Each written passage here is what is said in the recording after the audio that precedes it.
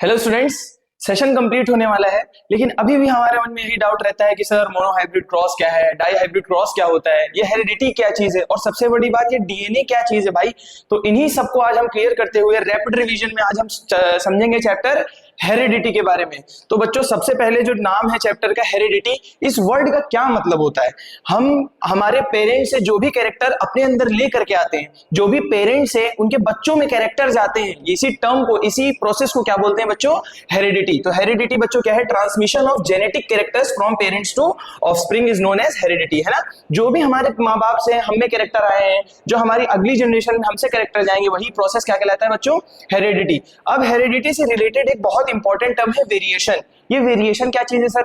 जैसे हम बाहर जाते हैं, हमारे जैसे बहुत से ह्यूमंस हैं, लेकिन क्या हम एक जैसे हैं? नहीं, हमें बहुत सारी सिमिलैरिटीज है, लेकिन बहुत सारे डिफरेंसेस भी हैं। हमारी हाइट, हमारा कलर, हमारी स्किन टोन, है ना, हमारी वॉइस, ये सब में कितना वेरिएशन है, लेकिन हम सब हैं तो एक ही स्पीशीज। तो बच्चों, वेरिएशन का मतलब होता है सेम स्पीशीज के ऑर्गेनिजम्स के बीच में जो भी डिफरेंस होता है उसको हम क्या बोलते हैं, वेरिएशन। जैसे हम हैं, मेरा भाई होगा, है ना, उसकी आवाज अलग होगी, मेरी आवाज अलग होगी। क्या हम दोनों सेम स्पीशीज है? ऑब्वियसली हम दोनों ह्यूमन बींग्स हैं, लेकिन हमारी आवाज में बहुत डिफरेंस है। तो बच्चों, सेम स्पीशीज के बीच में जो भी डिफरेंस होता है उसको हम क्या बोलते हैं, वेरिएशन। क्या बोलते हैं बच्चों, वेरिएशन। ठीक है, अब वेरिएशन इंपॉर्टेंट क्यों है, क्यों वेरिएशन हो रहा है? सब एक जैसे होते, है ना, हम हमारे मम्मी पापा के जैसे दिखते, है ना, छोटे भाई भाई बड़े भाई सब एक जैसे दिखते, तो वेरिएशन क्यों जरूरी है बच्चों? सबसे पहला पॉइंट, वेरिएशन क्यों जरूरी है? एडेप्टेशन के लिए।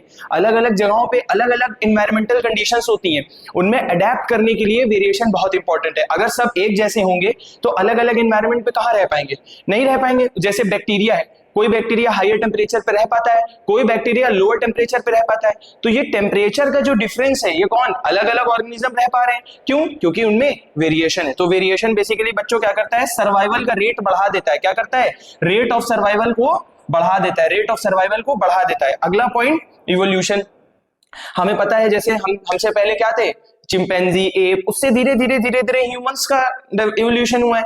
अगर वेरिएशन ना होता तो जब से एप्स बने थे या जो भी सबसे पहला लिविंग ऑर्गेनिज्म बना था बच्चों, वही रहता, कोई और नया बन ही ना पाता, है ना। तो नए ऑर्गेनिजम्स कब बनते हैं, जब वेरिएशन होता है ना। तो बच्चों, इवोल्यूशन क्या है, evolution leads to development of new species. New species जब बहुत ज्यादा वेरिएशन हो जाता है, बहुत सालों में, बहुत सौ सालों में इवोल्यूशन होता है, तो उसको हम लोग क्या बोलते हैं बच्चों, वेरिएशन हेल्पफुल है इवोल्यूशन करवाने में। आगे रेजिस्टेंस, जैसे अभी हमें पता है कुछ समय पहले कोरोना आया था, क्या कोरोना में सारे ह्यूमंस मर गए? ऐसा तो नहीं हुआ। तो जिनमें वेरिएशन आया, जो उस वायरस के अगेंस्ट उनकी बॉडी ज्यादा ससेप्टेबल नहीं थी, जो उस वायरस को जी ले गए, मतलब उनको वायरस उनके अंदर भी एंटर किया होगा, लेकिन कुछ लोग उसके बाद रिकवर कर गए, लेकिन कुछ लोग बच्चों रिकवर नहीं कर पाए। क्यों? क्योंकि उनमें ऐसे वेरिएशन नहीं थे कि जो उस वायरस के अगेंस्ट लड़ पाते। तो बच्चों, वेरिएशन क्या है, रेजिस्टेंस प्रोवाइड करवाता है। रेजिस्टेंस का मतलब होता है कि किसी बीमारी या कोई भी दूसरा ऑर्गेनिज्म हमारी बॉडी में एंटर करे, हम उससे अपने आप को कैसे बचाएं, वो कहलाता है रेजिस्टेंस। तो बच्चों, वेरिएशन क्या है, वेरिएशन प्रोवाइड करता है रेजिस्टेंस टू सेवरल डिसीजेस। अब वेरिएशन क्यों एक्यूमुलेट, मतलब वेरिएशन कैसे बॉडी में आया है, हमारी बॉडी में वेरिएशन कैसे आया है? तो बच्चों, वेरिएशन दो तरह से आता है, जो एसेक्सुअली ट्रांसमिट होता है वेरिएशन, या फिर सेक्सुअली ट्रांसमिट होता है। बच्चों, जो ऑर्गेनिज्म एसेक्सुअली रिप्रोडक्शन करते हैं, अब उसमें एक ही पेरेंट इन्वॉल्व हो रहा है, उसमें क्रोमोसोम्स की मिक्सिंग नहीं होती है ना, डायरेक्ट पेरेंट से उनके ऑफस्प्रिंग में क्रोमोसोम चला जाता है।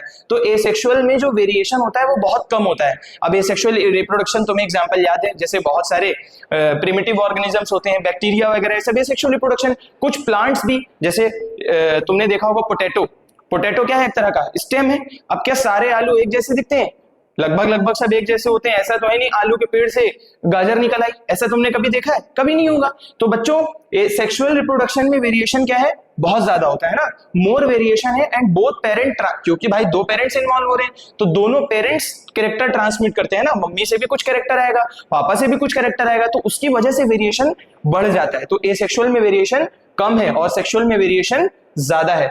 अगर हम आगे देखें, एक वर्ड जो आता है बहुत इंपॉर्टेंट, ट्रेट। सर, ये ट्रेट का क्या मतलब है? ट्रेट का मतलब है कोई भी स्पेसिफिक फीचर या कैरेक्टर, तुम किसी भी ऑर्गेनिज्म में कोई एक कैरेक्टर पकड़ लो, वो उसका क्या है, ट्रेट। जैसे हम है, मेरी हाइट एक ट्रेट है, एक कैरेक्टर है ना, मेरी वॉइस, मेरा हेयर का कलर, है ना, मेरे स्किन का कलर, है ना, ये सब क्या है बच्चों, कैरेक्टर या ट्रेट। तो बच्चों फीचर या कोई भी कैरेक्टरिस्टिक किसी ऑर्गेनिज्म का क्या कहलाता है? ट्रेट। अब ट्रेट भी दो तरह के होते हैं, एक ट्रेट जो हम लोग नेचर में एक्वायर करते हैं ना, जो मम्मी पापा से लेकर हम नहीं आते, उसको क्या बोलते हैं हम लोग? Acquired trait. तो एक्वायर्ड ट्रेट क्या होता है बच्चों? Acquired during life time of an individual, वो उसके बर्थ से नहीं होता, वो इन्वायरमेंट में। जैसे बहुत कॉमन एग्जाम्पल है, जैसे इंडियन कल्चर में जो फीमेल्स होती हैं वो अपने कानों को पियर्स करवाती है ना, कानों में बुंदे पहनती हैं, कानों को पियर्स करवाती हैं। ये ट्रेट कैसा है? ये बच्चों उन्होंने अर्थ पे आने के बाद किया है। ऐसा तो है नहीं कि एक जैसे मम्मी ने कान पियर्स करवा लिए, अब ऐसा तो है नहीं उनके आगे की जितनी जनरेशन है सबके कान पहले से ही सब में छेद है, ऐसा तो होता नहीं है। ये ट्रेट क्या है? वो दुनिया में आने के बाद एक्वायर करते हैं। तो ये क्या कहलाता है बच्चों? Acquired trait. ये इनहेरिट नहीं होता। ऐसा होता तो हम खूब बॉडी बना लेते, है ना, और मेरे आगे की जितनी जनरेशन आती सब एकदम बॉडी बिल्डर होती, है ना बच्चों। तो ऐसा नहीं है ना। तो एक्वायर्ड ट्रेट इनहेरिट नहीं होता। वहीं दूसरी तरफ इनहेरिटेड ट्रेट्स क्या बच्चों? इनहेरिटेड ट्रेट्स क्या होते हैं? जो एक जनरेशन से दूसरी जनरेशन में जाते हैं। जैसे तुमने देखा होगा बहुत लोगों के घर में ऐसा होता है, किसी के बाल जो है सफेद है ना, बाई बर्थ। बहुत किसी के मान लो गोल्डन कलर के बाल है, तो उनकी आगे की जनरेशन में भी गोल्डन कलर के बाल। तो ये ट्रेट क्या हो गया? ये इनहेरिट हो गया, है ना, ये इनहेरिट हो गया। तो ये बच्चों कहलाता है इनहेरिटेड ट्रेट, जो एक जनरेशन से दूसरी जनरेशन में जाता हो। तो inherited trait inherited across generations. अब बच्चों जो ट्रेट आगे जा ही नहीं रहा, वो इवोल्यूशन ला पाएगा? तुम बताओ। बिल्कुल नहीं, वो तो उसी की लाइफ में रहा, वो ऑर्गेनिज्म मर जाएगा, वो ट्रेट उसी के साथ चला जाएगा। तो बच्चों ये कभी भी इवोल्यूशन नहीं करवाते, लेकिन जो इनहेरिटेड ट्रेट है ये इवोल्यूशन करवाते हैं। 2 मार्क्स का क्वेश्चन आ चुका है बोर्ड्स में कि एक्वायर्ड और इनहेरिटेड ट्रेट के बीच में 2-3 डिफरेंसेस लिख के बताओ। तो तुम्हारे सामने डिफरेंसेस है। अब जो भी हेरिडिटी होती है, हेरिडिटी को कंट्रोल करने के लिए हमारे, तुमने पढ़ा था सेल्स के अंदर न्यूक्लियस होता है, न्यूक्लियस के अंदर डीएनए होता है। वो डीएनए क्या है बच्चों? Genetic material. कुछ ऑर्गेनिजम्स में डीएनए की जगह पर क्या आ जाता है? आरएनए। तो जितना भी हेरिडिटी है वो कौन कंट्रोल करता है बच्चों? Genetic material. हेरिडिटी कौन कंट्रोल करता है? Genetic material. जितना भी जेनेटिक मटेरियल है वही तुम्हारे अंदर इनहेरिटेंस हेरिडिटी करवाता है। अब जेनेटिक मटेरियल भी 2 तरह का होता है, किसी में डीएनए होता है, किसी में आरएनए। ह्यूमंस में क्या होता है बच्चों? डीएनए का फॉर्म तुम्हें पता है क्या होता है? डीऑक्सी राइबोन्यूक्लिक एसिड, है ना। और अगर डी हटा दो तो क्या बन जाएगा बच्चों? अगर डी हटा दोगे तो क्या हो जाएगा? Ribonucleic acid. डीऑक्सी हटा दोगे तो राइबोन्यूक्लिक एसिड। ये क्या होता है? आरएनए का, है ना। Controls every genetic information and governs inheritance. हमने तुम्हें बताया जितना भी जेनेटिक इंफॉर्मेशन एक दूसरी जनरेशन से दूसरी जनरेशन में आना, हम पेरेंट्स से अपने कोई कैरेक्टर लेकर के आ रहे हैं, तो वो हमारे अंदर कैसे आया है? डीएनए के फॉर्म में आया है ना। डीएनए कंडेंस होता है, वही आगे जाके क्रोमोसोम बनाता है। बच्चों क्या होता है? देखो डीएनए होता है, डीएनए तुमने देखा है इस तरह से स्ट्रक्चर होता है डीएनए का। ये कंडेंस हो जाता है एकदम आपस में, एकदम इसकी वाइंडिंग हो जाती है, एकदम सब आपस में इकट्ठा हो जाता है और कंडेंस होकर के क्या बनाता है बच्चों? क्रोमोसोम। तो क्रोमोसोम कुछ नहीं है, क्रोमोसोम ही क्या है? कंडेंस डीएनए, है ना। जैसे तुमने देखा होगा, अब सर्दियां आ रही है, नानी लोग वो स्वेटर वगैरह बुनती हैं, जो ऊन का गोला होता है उसको तुम पूरा खोल दो, पूरे धागे उसके खोल दो, तो वो जो एक थ्रेड पूरा फैला हुआ है वो क्या है? डीएनए। अब उसको तुम एक साथ ले आओ तो एक जो स्ट्रक्चर बन जाएगा ऐसे ऐसे ऐसे ऐसे करके, ये क्या है? यही क्या है बच्चों? क्रोमोसोम। और ये कंडेंस होकर के कैसा शेप ले लेता है? इस तरह का एक्स शेप ले लेता है, तो इसको हम लोग बोलते हैं क्रोमोसोम, है ना। आगे देखें अगर हम लोग बच्चों, तो क्या है? क्रोमोसोम। डीएनए कंडेंस होता है और बनाता है क्या? क्रोमोसोम। अब जीन्स ये वाली जीन्स नहीं है जो हम पहनते हैं, ये जीन कौन सा है? हेरिडिटी वाला जीन्स है। तो इस जीन का क्या मतलब है? जैसे तुमने देखा ना ये डीएनए, इस डीएनए का एक पर्टिकुलर पोर्शन एक किसी एक ट्रेट को कैरी करेगा ना। ये डीएनए का एक पोर्शन होगा, एक पोर्शन तुम लोगे अगर, ये एक पोर्शन एक पर्टिकुलर ट्रेट को डिसाइड करेगा, है ना, एक कैरेक्टर लाएगा। जैसे अभी हमने तुम्हें बताया था किसी के मान लो बाल गोल्डन है, तो वो गोल्डन बाल किसकी वजह से? डीएनए की वजह से। तो गोल्डन बाल के करस्पॉन्डिंग जो डीएनए का हिस्सा है वो हिस्सा क्या कहलाएगा? वो क्या कहलाएगा? जीन। तो बच्चों जीन क्या है? जीन क्या है बच्चों? बेसिकली एक पोर्शन ऑफ डीएनए है जो किसी भी अलग अलग तरह के कैरेक्टर्स को कंट्रोल करता है। तो अगर तुम देखो gene is the unit of heredity. बच्चों ये बहुत बार आ चुका है ऑब्जेक्टिव में कि बताओ हेरिडिटी की यूनिट क्या है ना। स्मॉलेस्ट यूनिट ऑफ हेरिडिटी क्या है बच्चों? Genes. It is a segment of DNA that controls particular trait in an organism. हमने जैसे तुम्हें भी 4-5 ट्रेट बताए थे, ये हर एक ट्रेट एक डीएनए के पार्ट से कंट्रोल होगा, वो पार्ट ही क्या है? जीन है। आगे अगर हम लोग चले अब ये क्या आ गया नेट। अब बच्चों अभी हम सिर्फ टर्मिनोलॉजीज ही सीख रहे हैं, क्योंकि अभी आगे मोनोहाइब्रिड क्रॉस, डायहाइब्रिड क्रॉस, उसमें वर्ड्स यूज करेगा वो, एलील, जीन, क्रॉस, तो फिनोटाइप, जीनोटाइप, ये सब अभी हम देख रहे हैं क्या होता है। सबसे पहले हमने देखा डीएनए, क्रोमोसोम, जेनेटिक मटेरियल। अब हम देखेंगे बच्चों एलील क्या होता है। जैसे अभी हमने तुम्हें बताया डीएनए पे क्या है, जीन है। हर जीन के दो या उससे ज्यादा अलग अलग फॉर्म्स होते हैं। एग्जाम्पल जैसे अगर हम तुम्हें समझाएं, मान लो हमने एक जीन लिया है, मान लो हमने एक ट्रेट लिया हाइट, एक ट्रेट लिया हमने बच्चों क्या, हाइट। हमने एक ट्रेट लिया हाइट, है ना। अब मान लो हमने हाइट लिया, अब हाइट भी क्या एक ही तरह की, अलग अलग तरह की होगी। अच्छा, इस ट्रेट को कंट्रोल कौन कर रहा होगा, जीन कर रहा होगा, है ना। और ये जीन बच्चों किस पे होगा, डीएनए पे होगा। किस पे होगा, डीएनए पे। तो मतलब डीएनए ने बना, डीएनए पर क्या था, जीन। उस जीन ने क्या कंट्रोल किया, कोई एक कैरेक्टर, कोई एक ट्रेट। हमने एक ट्रेट का एग्जांपल लिया हाइट। क्या सबकी हाइट एक जैसी होती है? जैसे हम पी प्लांट, अभी हम आगे देखेंगे, पी प्लांट में दो तरह की हाइट होती है। क्या होती है बच्चों, या तो टॉल होगा या तो ड्वार्फ होगा। ठीक, अब ये दोनों ट्रेट है तो हाइट ही ना, चाहे प्लांट लंबा हो चाहे छोटा हो, है तो उसकी हाइट ही। तो इस कैरेक्टर मतलब ये हाइट के ही दोनों फॉर्म्स है ना, हाइट के ही दोनों फॉर्म्स है। तो इन दोनों फॉर्म्स को कंट्रोल करने के लिए अलग अलग जीन है। इसको कंट्रोल करेगा कैपिटल टी जीन, इसको कंट्रोल करेगा स्मॉल टी जीन। तो ये जो एक ही कैरेक्टर के दो अलग अलग फॉर्म्स हैं, इन्हीं को बच्चों हम क्या बोल देते हैं, एलील। क्या बोल देते हैं, एलील। तो बच्चों एलील कुछ नहीं है, एक पर्टिकुलर जीन के ही अलग अलग फॉर्म्स हैं, अलग अलग फॉर्म्स हैं। अगर हम देखें तो ईच जीन हैज टू और मोर अल्टरनेटिंग फॉर्म्स, जनरली पेयर्स में होते हैं, अकेला नहीं होगा। कोई भी एलील अकेला नहीं होगा, उसके साथ उसका एक ना एक पेयर होगा, है ना। उसको हम लोग क्या बोलते हैं, एलील। जैसे हमने तुम्हें बताया height, capital T small T. Height का क्या लिया हमने, कैपिटल टी और स्मॉल टी। उसी तरह सीड का शेप, पी प्लांट में भी तुम देखोगे सीड दो तरह की होती है, या तो राउंड या तो रिंकल्ड, है ना, या तो राउंड या तो रिंकल्ड। अब ये दोनों क्या है तो शेप के ही फॉर्म, है ना, है तो शेप के ही अलग अलग फॉर्म्स। तो एक शेप या तो राउंड या तो रिंकल्ड। तो राउंड के लिए जो जीन होगा वो कैपिटल आर, और रिंकल्ड के लिए जो जीन होगा वो स्मॉल आर। तो ये दोनों क्या हो गए, एलील हो गए। ये क्या हो गए, एलील हो गए। अब एलील भी दो तरह के होते हैं बच्चों, एक हो गया तुम्हारा डोमिनेंट एलील और एक हो गया रिसेसिव एलील। इसका क्या मतलब है, जैसे हमारे घर में हम होते हैं, हमारे भाई बहन होते हैं ना, तो घर में अक्सर तुमने देखा होगा जब मम्मी पापा कभी बाहर जाती है तो बड़े भाई की मर्जी चलती है ना। बड़ा भाई अपने हिसाब से छोटे भाई को कंट्रोल करके रखता है कि नहीं भाई मेरा काम तुम्हें करना पड़ेगा, हम ही यहाँ के राजा हैं। तो बच्चों जब भी, अभी हमने बताया एलील क्या होते हैं, पेयर्स में। जब भी कोई एलील का पेयर तुम बनाओगे, जब भी कोई एलील का पेयर बनाओगे तो वो क्या होगा बच्चों, जैसे मान लो हमने कोई दो एलील्स लिए, है ना, हाइट के लिए हमने मान लो एलील लिया, किसके लिए, हाइट के लिए। तो हाइट के लिए तुम्हें पता है दो एलील्स होते हैं, कौन कौन से बच्चों, कैपिटल टी और स्मॉल टी। एक सेल में हमेशा पेयर में होंगे, तो तीन तरह के कॉम्बिनेशन बन सकते हैं, या तो दोनों सेम, या तो दोनों ये इस तरह के सेम, या तो एक अलग अलग दोनों, है ना। तीन तरह से कॉम्बिनेशन हो सकता है। अब जब भी पेयर होगा तो उसमें कोई एक एलील अपना कैरेक्टर लेकर के आएगा। जैसे जिस सेल के अंदर ऐसा एलील होगा वो हमेशा कैसा होगा, टॉल। क्यों, क्योंकि टॉल के लिए कैपिटल टी है और यहाँ पे तो कैपिटल टी दोनों ही है। उसी तरह ड्वार्फ के लिए स्मॉल टी है और दोनों ही स्मॉल टी है। तो इस केस में प्लांट कैसा होगा बच्चों, ड्वार्फ। कैसा होगा, ड्वार्फ। लेकिन जब तुम कैपिटल टी स्मॉल टी को लोगे, अब एक छोटा भाई है और एक बड़ा भाई है, तो क्या होगा, हमेशा बड़े भाई की मर्जी चलेगी। ये वाला प्लांट भी तुम्हें कैसा दिखेगा, टॉल दिखेगा।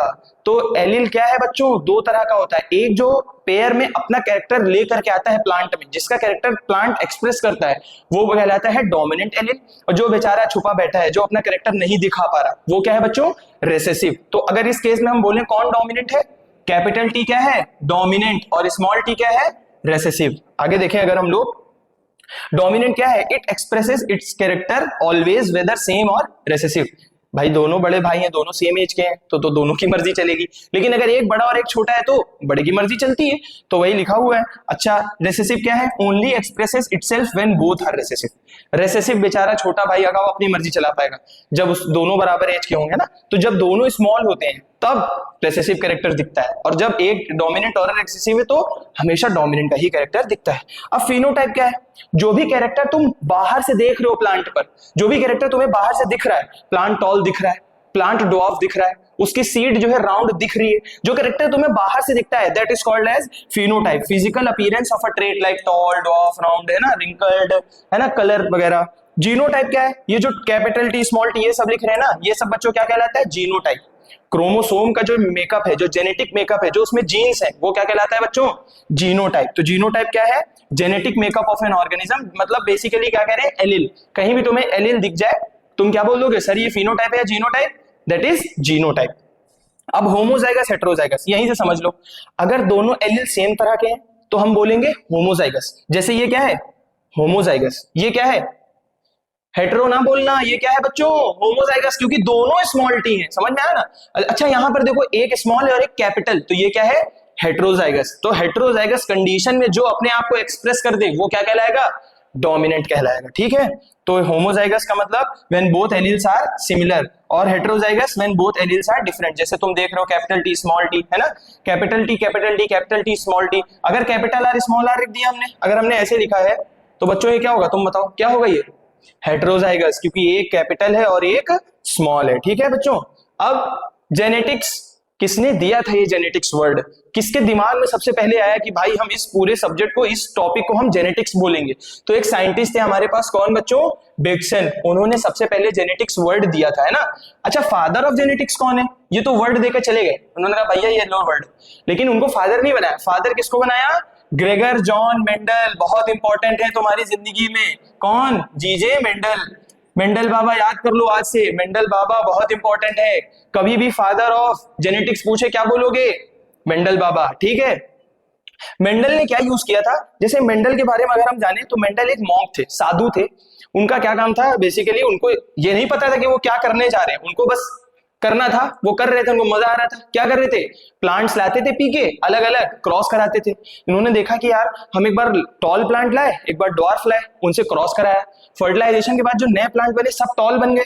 तो उनका दिमाग खराब हो गया कि अरे गजब ये क्या हो गया, एक टॉल और एक ड्वार्फ लाए और जो सारे के सारे बच्चे वाले प्लांट बने वो सारे के सारे टॉल बन गए, मतलब ड्वार्फ वाला कोई दिखाई नहीं। तो वो मतलब पगला गए कि अरे ड्वार्फ वाला कैरेक्टर कहाँ गया। फिर उन्होंने आगे क्रॉस कराया तो फिर ड्वार्फ वाला दिखा। तो अभी हम आगे देखेंगे कि ये क्या है। तो मेंडल ने सबसे पहली बात पेपर में पूछता है कि कौन सा प्लांट लिया था, तो पी प्लांट, पाइसम सटाइवम इसका साइंटिफिक नेम है। अब पी ही क्यों लिया, है ना, पी ही क्यों लिया, आलू का पेड़ ले लेते, है कि नहीं, टमाटर ले लेते, है ना, टोमेटो पोटैटो कुछ भी ले सकते थे, लेकिन इन्होंने पी ही प्लांट क्यों लिया। सबसे पहली बात शॉर्ट लाइफ साइकिल है। शॉर्ट लाइफ साइकिल का मतलब क्या है, जल्दी जल्दी प्रोजेनी क्रिएट करते हैं, मतलब इनके जो नए ऑफस्प्रिंग बनते हैं वो जल्दी बनते हैं। यार ये बताओ किसी प्लांट का अगर 10 साल में नया ऑफस्प्रिंग बनता होगा और ये उस पर क्रॉस करने लगते तो इनकी उम्र खत्म हो जाती, पता चला ऑफस्प्रिंग ही नहीं बन पाया, है ना। तो इन्होंने सबसे पहले शॉर्ट लाइफ साइकिल वाला प्लांट लिया, तो सबसे पहले इन्होंने इसीलिए पी लिया क्योंकि लाइफ साइकिल शॉर्ट। अगला सेल्फ फर्टिलाइजेशन करा जा सकता है। सेल्फ फर्टिलाइजेशन का मतलब सेम प्लांट का पोलन ग्रेन सेम एग से फ्यूज करवा दें, तो ये क्या कहलाता है बच्चों, सेल्फ फर्टिलाइजेशन। सेल्फ फर्टिलाइजेशन किया जा सकता है और एक साथ बहुत सारे ऑफस्प्रिंग बना पाता है ना, मतलब एक पेरेंट लो मदर और एक फादर दोनों को मिलाओ तो जो ऑफस्प्रिंग बनेंगे बहुत ज्यादा, बहुत लार्ज नंबर ऑफ ऑफस्प्रिंग बन जाते थे। तो इसीलिए इन्होंने पी प्लांट लिया। तो ये कुछ कैरेक्टर्स हैं, 2-3 याद कर लो कि क्यों उन्होंने पी प्लांट को ही लिया था। अब कैरेक्टर्स, अब मेंडल ने कौन कौन से कैरेक्टर लिए बच्चों, टोटल उन्होंने 7 पेयर्स ऑफ कंट्रास्टिंग कैरेक्टर्स लिए थे, टोटल 7 पेयर लिए थे कैरेक्टर के। कुछ याद कर लो, जैसे कि राउंड मतलब सीड का शेप लिया था, है ना। उसके बाद प्लांट की हाइट ली थी कि प्लांट कितना ऊंचा है हाइट में, कितना लंबा प्लांट है, हाइट ली थी। उसके अलावा फ्लावर जो लगते हैं ना पी के प्लांट पर, उनका कलर लिया था कि वो फ्लावर का कलर कैसा है, वॉयलेट है या फिर व्हाइट है। अलग अलग कैरेक्टर लिए थे। अब सबसे पहला Mendel's laws of inheritance. Mendel ने टोटल 3 लॉ दिए थे। कितने लॉ दिए थे, 3 लॉ। सबसे पहला लॉ ऑफ डोमिनेंस, अभी तुमने सीख लिया law of dominance. Law of dominance कुछ नहीं है, बस इतना है कि कभी भी अगर अलग अलग मतलब 2 एलील डिफरेंट टाइप का पेयर है तो उसमें एक अपने आप को एक्सप्रेस करता है और एक अपने आप को एक्सप्रेस नहीं कर पाता। जो अपने आप को एक्सप्रेस करता है उसको क्या बोलते हैं, डोमिनेंट। जैसे इन्होंने बोला, मान लो कोई पेयर है एलील का, ठीक है, इसमें हमेशा अगर अलग अलग एलील हैं तो एक अपने आप का कैरेक्टर ले आएगा, एक अपना कैरेक्टर एक्सप्रेस करेगा और एक अपना कैरेक्टर एक्सप्रेस नहीं कर पाएगा। ये अपना कैरेक्टर एक्सप्रेस ही नहीं कर पा रहा है प्लांट में।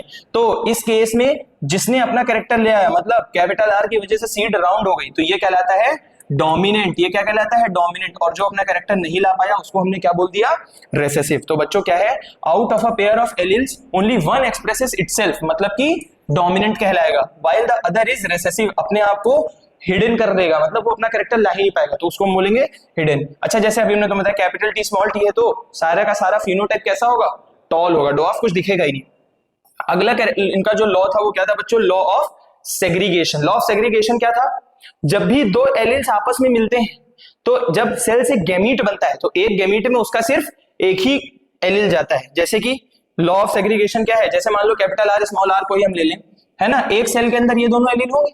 जब ये सेल गैमीट बनाएगा, क्या बनाएगा बच्चों, गैमीट, तो गैमीट जब बनेगा, मान लो 2 गैमीट बने, तो उन दोनों गैमीट में एक ही एलील जाएगा, या तो एक इधर और एक इधर। ऐसा नहीं होगा कि दोनों एक ही में चले गए।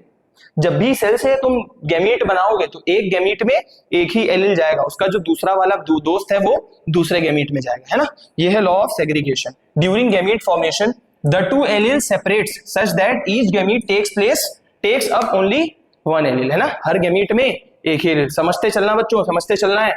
अच्छा अब देखो capital T small T, capital T small T है, तो अब मान लो हमने इससे 2 गैमीट बनाए, तो एक में कौन चला जाएगा, कैपिटल टी, और एक में कौन चला जाएगा, स्मॉल टी। समझ में आया कि नहीं। अभी इसका आगे बहुत इंपॉर्टेंट रोल है sex determination in human beings में, ठीक है।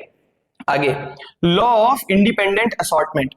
लॉ ऑफ इंडिपेंडेंट असॉर्टमेंट क्या कहता है, अगर हम कोई 2 कैरेक्टर्स को एक साथ पढ़ना चाहें, जैसे मान लो हमने प्लांट की हाइट ले लिया, क्या ले लिया, प्लांट की हाइट ले लिया, और सीड का शेप ले लिया। अब बताओ कैसा दिखेगा, टॉल और राउंड। हमने 2 कैरेक्टर एक साथ लिए, तो जो इसके गैमीट बनेंगे और जो इसके गैमीट बनेंगे, दोनों के सेग्रीगेशन एक दूसरे से कैसा होगा, एकदम इंडिपेंडेंट, मतलब एक का सेग्रीगेशन दूसरे पर डिपेंड नहीं करेगा। तो इससे जो तुम इससे जो गैमीट बनाओगे, एक में कौन चला जाएगा, कैपिटल टी, और एक में कौन चला जाएगा, स्मॉल टी। इसका सेग्रीगेशन इसके सेग्रीगेशन पर कोई असर नहीं डालेगा, मतलब इधर कैपिटल आर और इधर स्मॉल आर। ऐसा नहीं होगा कि कैपिटल टी बोलेगा कि नहीं हम हमेशा कैपिटल आर के साथ रहेंगे, नहीं, कैपिटल टी कैपिटल आर के साथ भी जा सकता है और कैपिटल टी स्मॉल आर के साथ भी जा सकता है। समझ में आया।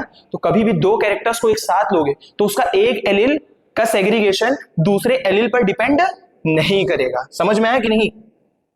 क्या कह रहा है, when 2 or more than 2 traits are considered, the inheritance of one trait is independent of the other trait। 2 character लो, एक का सेग्रीगेशन दूसरे के लिए एकदम ही इंडिपेंडेंट होगा, ठीक है। जैसे कि मान लो हमने सीड कलर ले लिया येलो ग्रीन, और हाइट का ले लिया बच्चों क्या, टॉल और डॉर्फ। तो येलो ग्रीन और टॉल डॉर्फ, इन दोनों का आपस में सेग्रीगेशन डिपेंडेंट नहीं है। आगे अगर हम देखें तो सबसे इंपॉर्टेंट, सबसे ज्यादा यहीं से क्वेश्चन आता है। अगर किसी को हम बोल दे कि चैप्टर में सर एक चीज हमको ये बता दो जहां से क्वेश्चन आना ही आना है, तो हम बोल देंगे बच्चों मोनोहाइब्रिड डाईहाइब्रिड तो कम से कम पढ़ के ही जाना, है ना। ये कौन है बच्चों, पप्पू मास्टर। ये कौन है बच्चों, पप्पू मास्टर। मेरी बात सुनो ना सुनो, लेकिन इसकी सुन लेना, ये जिस चैप्टर में आएगा वहां से क्वेश्चन आना ही आना है। तो पप्पू मास्टर क्या बोल रहा है बच्चों, most repeated topics asked from heredity, monohybrid cross. अब मोनोहाइब्रिड क्रॉस क्या है, मोनोहाइब्रिड कब बोलेंगे मोनोहाइब्रिड, जब हम सिर्फ एक पेयर ऑफ कैरेक्टर ले। मोनोहाइब्रिड कब बोलेंगे, जब हम 1 पेयर ऑफ कैरेक्टर लें। क्या लें हम लोग, 1 पेयर ऑफ कैरेक्टर। क्या लें, 1 pair of character. 2 pair of character लेंगे तो सर क्या बोलेंगे, डाईहाइब्रिड। अच्छा अब मोनोहाइब्रिड हमने एक कैरेक्टर लिया है, कौन सा, कैपिटल, मतलब हाइट का कैरेक्टर लिया है। क्या लिया, हाइट। अलग से एक बार बता दें, जैसे मान लो मेंडल ने क्या किया, एक बार मेंडल ने लिया टॉल प्लांट, टॉल यही तो होगा, और एक बार इन्होंने लिया डॉर्फ। बताओ होमोजाइगस या हेटेरोजाइगस, होमोजाइगस। ये क्या है, होमोजाइगस। ये कैसा था, टॉल प्लांट, कैसा था, टॉल। ये कैसा था, डॉर्फ। अब इन्होंने क्या किया, इन दोनों का क्रॉस। अब इससे गैमीट बनेंगे तो बच्चों क्या होगा, यही गैमीट तो बनेगा, और इससे जो गैमीट बनेगा वो ये गैमीट बनेगा। सब गैमीट एक जैसे तो हैं इसके, और इसके सब एक जैसे। अब जब ये फ्यूज किए, जब इससे नया प्लांट बनाया, तो मेंडल बाबा का दिमाग चकरा गया। उन्होंने देखा कि अरे टॉल और डॉर्फ लिया था, नए प्लांट जो बने सारे के सारे टॉल, एक भी डॉर्फ नहीं। तो इनको समझ में आया कि जब भी 2 अलग अलग एलील लेते हैं तो एक में जब मिक्स होते हैं तो एक ही अपने आप को एक्सप्रेस कर पाता है। वही तो था लॉ ऑफ डोमिनेंस। तो बच्चों ये सारे के सारे प्लांट कैसे बन गए, टॉल। और ये जो नई जनरेशन बनी है इसको हम क्या बोलते हैं बच्चों, F1 generation, first filial generation. क्या बोलते हैं, first filial generation, F1 generation. तो यही है मेंडल का मोनोहाइब्रिड क्रॉस। देखो इन्होंने कैपिटल टी लिया है, और साथ में क्या लिया बच्चों, कैपिटल टी स्मॉल टी। देखो क्या लिया है, कैपिटल टी और कैपिटल टी स्मॉल टी, है ना। फिर उसके बाद इन्होंने क्या किया है, इसका क्रॉस कराया है। जब इसका क्रॉस कराया है तो तुम देख सकते हो इधर से कैपिटल टी गैमीट आया है और इधर से स्मॉल टी, ये दोनों मिक्स होकर क्या बन गए, कैपिटल टी स्मॉल टी। अब इसकी आपस में क्रॉस कराया, मतलब ये तुम देख रहे हो, इसका आपस में क्रॉस कराया, मतलब एक लिया कैपिटल टी स्मॉल टी वाला, इसका एक और दोस्त ले लिया कैपिटल टी स्मॉल टी वाला। अब बताओ, अब इसके गैमीट बनाओ। इसके गैमीट तो बच्चों यही बनेंगे ना, कैपिटल टी स्मॉल टी। इसके गैमीट बनाओ, क्या बनेंगे? Capital T small T. अब ये बताओ, ये एक बार इसके साथ जा सकता है तो क्या बनेगा? Capital T capital T. ये एक बार इसके साथ जा सकता है, कैपिटल टी स्मॉल टी। उसी तरह ये एक बार इसके साथ जाएगा तो क्या बनेगा? कैपिटल टी स्मॉल टी, और ये इसके साथ स्मॉल टी स्मॉल टी। अब ये 4 नए तरह के प्लांट बनाए। अब मेंडल का दिमाग और ज्यादा हिल गया कि अरे मतलब पहली जनरेशन में सारे के सारे टॉल मिले, तो उनको लगा कि आगे भी टॉल मिलेंगे। नहीं, ऐसा नहीं हुआ। 3 तो टॉल दिख रहे हैं, देखो 3 तो टॉल दिख रहे हैं, लेकिन एक कैसा दिख गया? ड्वार्फ। ओहो ओ भाई साहब, क्या हो गया? F2 जनरेशन में पेरेंट वाला कैरेक्टर वापस दिख गया, तो इनको समझ में आया कि ये छुप गया था, गायब नहीं हुआ था। तो क्या बोला इन्होंने? क्या देखा? देखो ये डोमिनेंट है होमोजाइगस, तो दोनों ही बड़े भाई हैं, एक बड़ा भाई एक छोटा भाई, तो बड़े भाई की मर्जी चलेगी। प्लांट विल बी टॉल, यहां भी टॉल, यहां प्लांट ड्वार्फ, तो वही है। देखो इसने गैमीट बनाया, इसने गैमीट बनाया, जब क्रॉस कराया तो देखो 1 2 3, 3 प्लांट कैसे दिख रहे हैं बच्चों? टॉल। कैसे दिख रहे हैं? 3 प्लांट टॉल, और एक कैसा दिख रहा है? ड्वार्फ। तो देखो तुम प्लांट नीचे देख सकते हो, 3 प्लांट कैसे दिखे? टॉल, और एक प्लांट कैसा निकल आया? ड्वार्फ। तो यही क्या है? मेंडल का मोनोहाइब्रिड क्रॉस। अब अगर हम सेकेंड जनरेशन में फिनोटाइप पूछे तुमसे कि भैया हमको फिनोटाइप बताओ, तो बताओ, तुम नहीं बता पाओगे। फिनोटाइप में ये तीनों कैसे हैं? टॉल। कैसे हैं? टॉल। और ये कैसा है? ड्वार्फ। कैसा है? ड्वार्फ। तो फिनोटिपिक रेशियो क्या निकल आता है बच्चों? टॉल इज टू ड्वार्फ का फिनोटिपिक रेशियो क्या निकल आएगा? बोलो भैया। टॉल क्या है? 3, और ड्वार्फ क्या है? 1। तो 3:1 क्या है बच्चों? क्या है? मोनोहाइब्रिड क्रॉस का फिनोटिपिक रेशियो। अब यहां पे तुम्हें याद कर लेना है, जो डोमिनेंट वाला होगा वैसे वैसे 3 होंगे, और जो रिसेसिव वाला होगा वो अकेला 1 होगा। मोनोहाइब्रिड क्रॉस में F2 जनरेशन में फिनोटिपिक रेशियो क्या होता है? 3 जो होंगे वो डोमिनेंट वाले होंगे, मतलब टॉल, और 1 जो होगा वो रिसेसिव वाला, मतलब ड्वार्फ। आगे जीनोटाइप। अब जीनोटाइप, क्या सबका जीनोटाइप एक जैसा है? नहीं, ये क्या है? अलग है। ये और ये सर अलग तरह का है, और ये एकदम ही अलग तरह का है। तो फिनोटिपिक रेशियो क्या निकला? 3 तरह के जीनोटिपिक रेशियो क्या निकला? 3 तरह के जीन्स दिख रहे हैं। एक तो तुम्हें ये दिख रहा है डायरेक्ट, ये वाला टॉल, ये भी तो टॉल है, लेकिन इनका जीनोटाइप कैसा है? ऐसा। और ये कैसा है? ऐसे वाले कितने प्लांट है बच्चों? 1। ऐसे वाले 2, और ड्रॉफ 1। तो जीनोटिपिक रेशियो क्या निकला? 1:2:1। तो ये हो गया तुम्हारा जीनोटिपिक रेशियो। अब अगर हम लोग आगे चलें, dihybrid cross, Pappu master यहां भी खड़ा है, क्या बोल रहा है? मोस्ट रिपीटेड है ये भी, इस चैप्टर से यही 2-3 टॉपिक बहुत ज्यादा रिपीटेड है। अब डाई हाइब्रिड क्रॉस क्या है? 2 पेयर ऑफ कैरेक्टर एक साथ लेंगे, क्या लेंगे? 2 pair of character. 2 pairs of contrasting characters are selected, है ना? Both pairs of characters are inherited independently, law of independent assortment. अब देखो इन्होंने क्या लिया है? कैपिटल वाई का मतलब क्या होगा? येलो। क्या होगा बच्चों? येलो, है ना? और क्या स्मॉल वाई का मतलब येलो, और इसका मतलब क्या हो जाएगा बच्चों? तुम बताओ क्या होगा? ग्रीन, है ना? उसी तरह क्या हो जाएगा? कैपिटल आर राउंड, क्या होगा? राउंड। कैपिटल आर राउंड, और स्मॉल आर रिंकल्ड, क्या होगा? रिंकल्ड। अब चलो, इन्होंने एक बार लिया येलो और राउंड, और एक बार कैसा लिया बच्चों? ग्रीन और रिंकल्ड। सीड है ये, दोनों का क्रॉस कराया। नॉर्मल मोनोहाइब्रिड के ही जैसा होता है। फर्स्ट जनरेशन में हमेशा डोमिनेंट वाले कैरेक्टर्स ही दिखते हैं। अब डोमिनेंट क्या था इन दोनों में? देखो ये था डोमिनेंट, तो सारे के सारे सीड कैसे हो गए? येलो और राउंड। लेकिन यहां ध्यान देने वाली बात ये है, क्या फर्स्ट जनरेशन वाला येलो राउंड और जो पेरेंट वाला येलो राउंड है उनमें कोई डिफरेंस है? बिल्कुल है। सर क्या डिफरेंस है? फिनोटाइप तो दोनों का सेम दिख रहा है, येलो और राउंड, लेकिन जीनोटाइप में बहुत बड़ा डिफरेंस है। इसका जीनोटाइप कैसा है? कैपिटल वाई कैपिटल आर, लेकिन इसका जीनोटाइप कैसा है? हेट्रोजाइगस। देखो ना, कैपिटल वाई स्मॉल वाई, लेकिन फिनोटाइप तो दोनों का एक जैसा है। अब उसके बाद अब capital Y capital R small R के जब तुम गैमीट बनाओगे, इसका सेग्रीगेशन इंडिपेंडेंट, इसका सेग्रीगेशन इंडिपेंडेंट। अब इससे 2 तरह के गैमीट बनेंगे, उसी तरह इससे 2 तरह के गैमीट बनेंगे।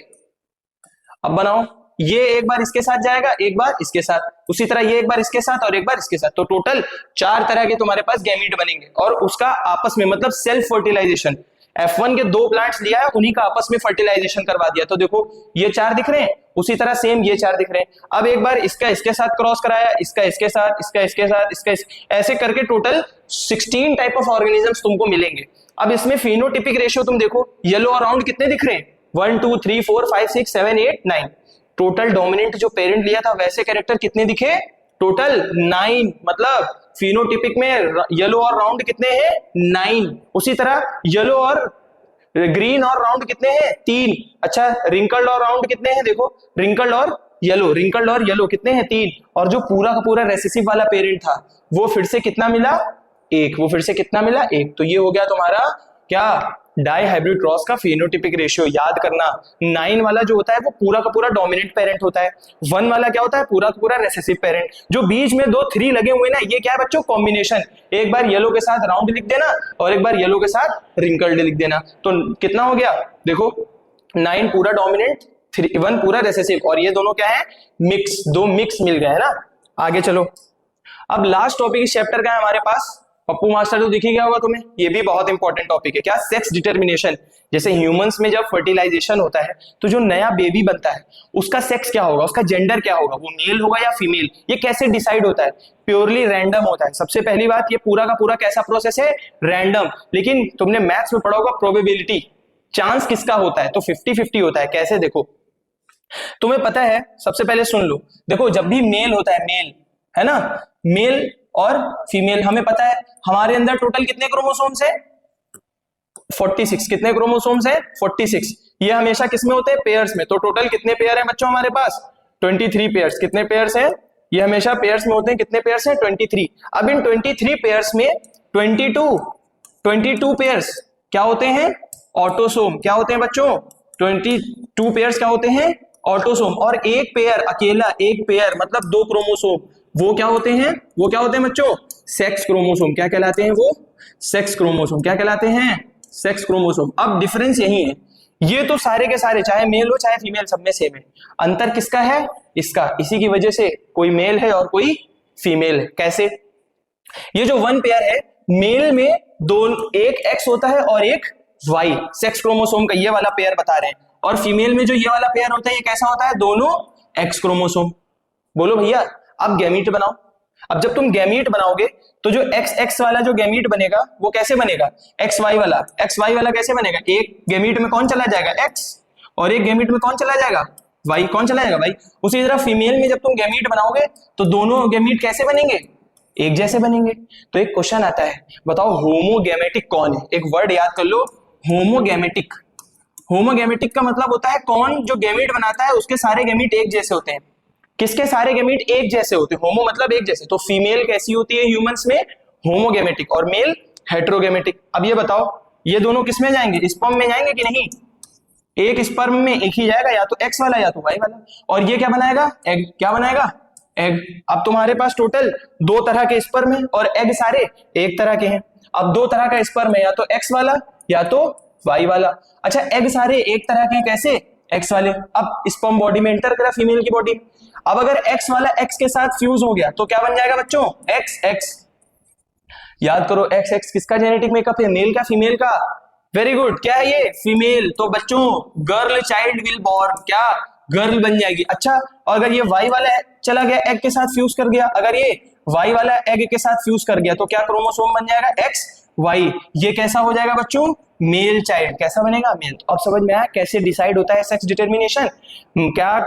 कैसा स्पर्म एग से फ्यूज कर रहा है, एक्स वाला तो क्या बनेगा बच्चों फीमेल, वाई वाला तो मेल। तो सेक्स जो होता है चाइल्ड का जेंडर कौन डिसाइड करता है मेल या फीमेल मेल। फादर कौन डिसाइड करता है फादर। मदर का इसमें कोई रोल नहीं है। अब सुनो it is a process by which sex यानी कि मेल और female is decided at the time of fertilisation.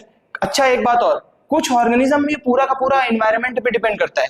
अब एनवायरनमेंट पे जैसा टेम्परेचर होगा एग जो होगा वो वैसा। जैसे अगर बहुत ज्यादा मतलब जनरली थोड़ा ज्यादा टेम्परेचर पे अगर एग चला गया तो वो फीमेल बना देता है, और अगर लोअर टेम्परेचर पे रहता है तो वो मेल बना देता है। तो वही लिखा हुआ है it depends on environmental factor. जैसे कि कुछ रेप्टाइल्स के केस में होता है, टर्टल वगैरह के केस में क्या होता है बच्चों हायर टेम्परेचर पे क्या बन जाता है फीमेल और लोअर टेम्परेचर पर मेल बन जाता है। अच्छा कुछ ऑर्गेनिज्म में जैसे कि स्नेल्स उनमें दोनों सेक्स होते हैं, मतलब वो मेल पार्ट भी होता है उनमें फीमेल पार्ट भी होता है, दोनों पार्ट एक ही ऑर्गेनिज्म में आते हैं। तो जैसे ही उनकी एनवायरनमेंट में कंडीशन होती है उस हिसाब से वो मेल की तरह या फीमेल की तरह बिहेव करने लगते हैं ना। तो इन ऐसे ऑर्गेनिजम्स को क्या बोलते हैं हम लोग हर्माफ्रोडाइट। क्या बोलते हैं बच्चों याद कर लो एक वर्ड हर्माफ्रोडाइट। हर्माफ्रोडाइट का मतलब क्या होता है जिनमें मेल और फीमेल सेक्स दोनों एक साथ हो। ह्यूमंस में क्या ऐसा होता है नहीं भाई, ह्यूमंस में ऐसा मत बोल देना, पाप हो जाएगा।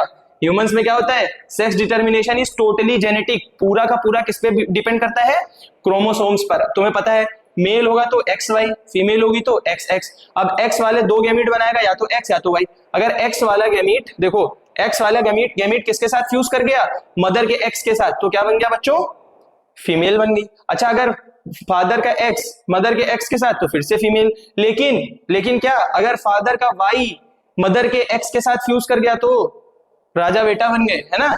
और फिर से अगर एक्स और वाई और एक्स हो गए तो फिर से पप्पू मास्टर आ गए, है ना। तो ऐसे हमने समझा sex determination in human beings. तो बच्चों इस तरह हमने पूरा का पूरा चैप्टर कुछ ही मिनटों में कंप्लीट कर लिया है। इस वीडियो को ज्यादा से ज्यादा अपने फ्रेंड सर्कल पर शेयर करो। जो ना समझ में आए let me know in the comment section. हम कमेंट सेक्शन पे हमेशा अवेलेबल है, तुम्हें जो ना समझ में वो पूछ सकते हो। और चैनल को सब्सक्राइब करे बिना मत जाना, ठीक है।